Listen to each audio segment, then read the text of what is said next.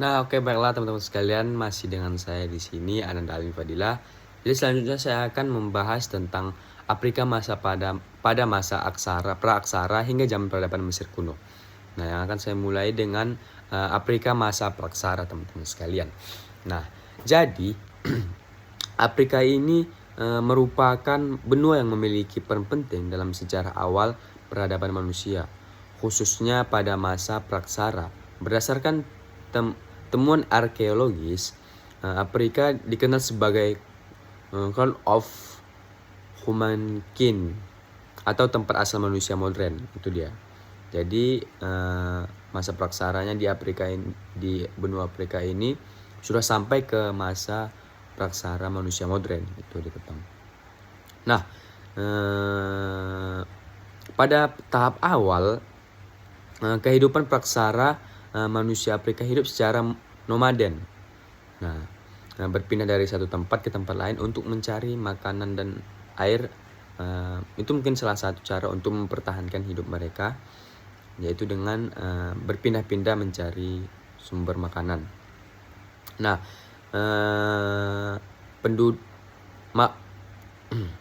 manusia praksara ini memiliki kelompok-kelompok kecil yang memanfaatkan sumber daya alam di sekitar melalui kegiatan berburu, meramu, dan memancing. Perkembangan kehidupan praksara di Afrika juga ditandai, contohnya dengan munculnya budaya Acheulean dan Mousterian yang menunjukkan evolusi budaya, itu dia, budaya dan teknologi manusia purba.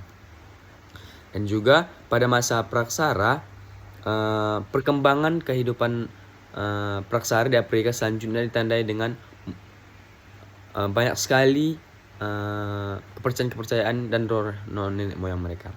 Nah, masa praksara akhir, masyarakat Afrika mulai mengenal pertanian, peternakan, dan pengelolaan gitu, seperti itulah teman. Di sekitar di Sungai Nil dan di kawasan timur Afrika. Nah, selanjutnya itu Afrika masa Mesir kuno.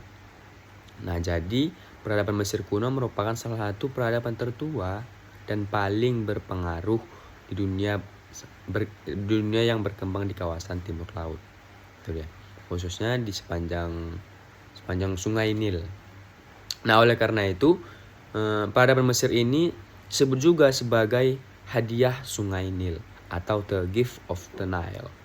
Sebagaimana karena ilmuwan yang mengemukakan yang bernama Herodotus, karena seluruh aspek kehidupan mereka bergantung pada sungai tersebut. Mereka hidupnya itu bergantung kepada Sungai Nil itu. Nah, jadi kehidupan sosial mereka ditandai oleh sistem pemerintahan teokratis. Begitu juga dengan politiknya. Di bawah kekuasaan Firaun yang dianggap sebagai dewa di bumi. Nah, dalam bidang ilmu pengetahuan dan kebudayaan, Mesir kuno mencapai pencapaian sangat tinggi. Mereka telah mengembangkan sistem tulisan hieroglif, itu teman-teman sekalian. Nah, agama memegang peranan penting dalam kehidupan Mesir kuno. Masyarakatnya meyakini keberadaan dewa, tapi keberadaan itu ada banyak dewa yang mereka percaya, seperti dewa matahari, dewa hujan, atau dewa kematian dan dewa kebangkitan. Nah, peradaban Mesir kuno juga meninggalkan warisan budaya yang besar sampai sekarang dan untuk dunia seperti itu. Ya, apa itu? Yaitu bidang arsitekturnya, contohnya seperti seni, sastra, maupun sistem pemerintahan yang juga sampai melekat sampai dunia zaman sekarang, teman-teman. Nah, itu mungkin yang bisa saya sampaikan, teman-teman. Mohon maaf jika ada yang kurang. Ibarat katanya tidak ada yang sempurna, maka sempurnakanlah yang kurang. Wabillahi taufiq wal hidayah. Wassalamualaikum warahmatullahi wabarakatuh.